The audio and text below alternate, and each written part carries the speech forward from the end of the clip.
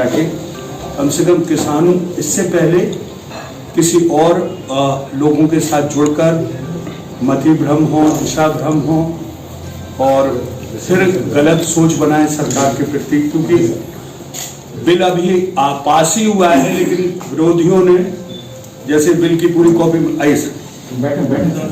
की विवेचना और बिल की आलोचना तब होगी ना तब आपने उसको पूरा स्टडी कर लिया हो।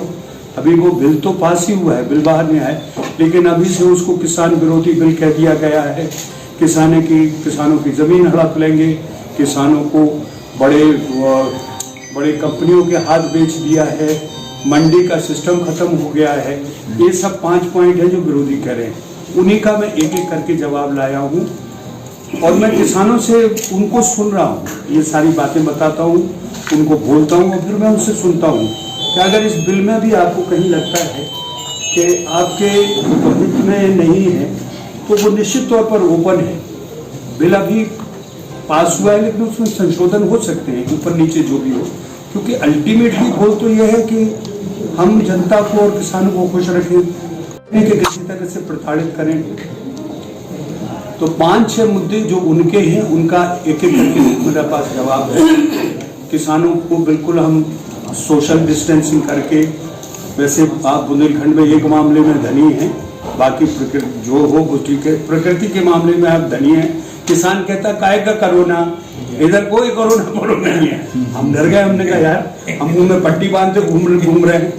पहली मीटिंग में हम जब गए वहाँ कोई किसी ने कोई मास्क नहीं लगाए हुए, तो मैंने इनको कहा अभी पंकज जी दिल्ली से आए, हमने कहा यार हमारी रिपोर्टिंग होगी, कम से कम हम तो लगा लें। तो हम लगाए हुए ऐसे बोल रहे थे, अरे वो निकालिए साहब कुछ नहीं सुनाई दे रहा है। हमने कहा कोरोना है, अरे बोले कोई कोरोना नहीं, पूरे गाँव में टेस्ट हुआ किसी का नहीं निकला। हमने कहा धन्यवाद, यही महुआ का भी है 101%। I come back to the point करता था, ये तो जग विदित है।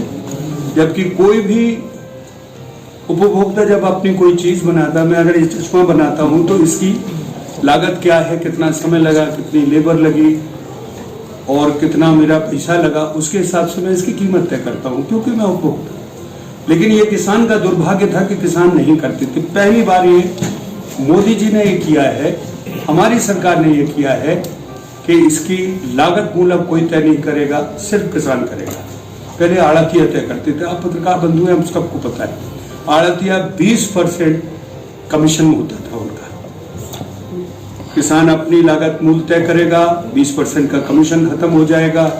अब ये जरूरी नहीं है कि अनाज का व्यापार मंडी में जाके हो, वो कहीं पर भी किसी स्थान पर से कर सकता है, अपने घर से कर सकता है, समूह बना के एक साथ किसी सेंटर में रख के, सोशल मीडिया के जरिए, कहीं अखबारों में इश्तिहार देकर ग्राहक को आकर्षित कर सकता है और वहां से उठवा सकता है। देश के किसानों को ये वादा किया है, प्रधानमंत्री कोई भी आश्वासन देते हैं वो हवाई नहीं होता है, उसमें कहीं ना कहीं विवेचना होती है, उसमें पूरा का पूरा काम होता है और उसके बाद ये बात तय होती है कि इसकी घोषणा की जाए, क्योंकि विपक्ष कभी भी पकड़ लेता है। 2 चीज़ें बस मैं कह के वाइंड अप कर दूंगा।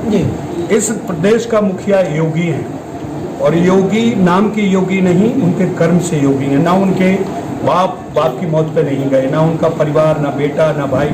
आप ईमानदारी से सोचिए, क्या इसके पहले कोई मुख्यमंत्री ऐसा आया जिसने अपने भाई, भतीजे, परिवार, सैफई को बड़ा न किया हो, गाजियाबाद को अपने बगले खड़े नहीं किए हो। मैं और इसी तरह से मोदी जी के बारे में तो ये है, बुंदेलखंड में कहावत है ना, आगे नाथ ना पीछे पड़ा, वो भी ऐसे ही है, अकेले ही हैं। तो ये 2 लोग देश का प्रतिनिधित्व कर रहे हैं।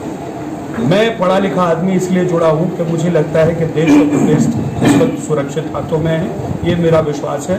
और हर पढ़े लिखे आदमी से पूछे तो वही यही कहेगा। जी, मानना कि आपकी सरकार ने ब्राह्मणों के साथ उत्पीड़न किया, हमारा आम जनता, आम